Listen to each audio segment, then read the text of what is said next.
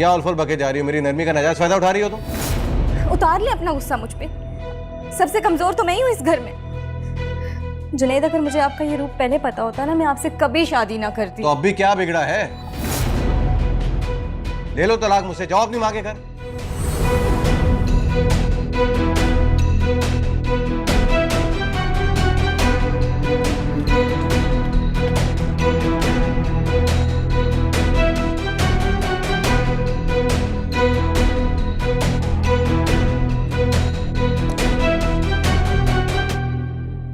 लड़की, मेरी बात को क्यों नहीं समझ रही हो तुम?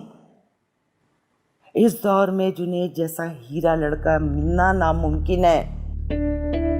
अरे ये क्या बात हुई भाई? तुम उसके सर पे चढ़ के उसे डिक्टेट मत किया करो ना। मर्द बच्चा है वो, कैसे बर्दाश्त करेगा?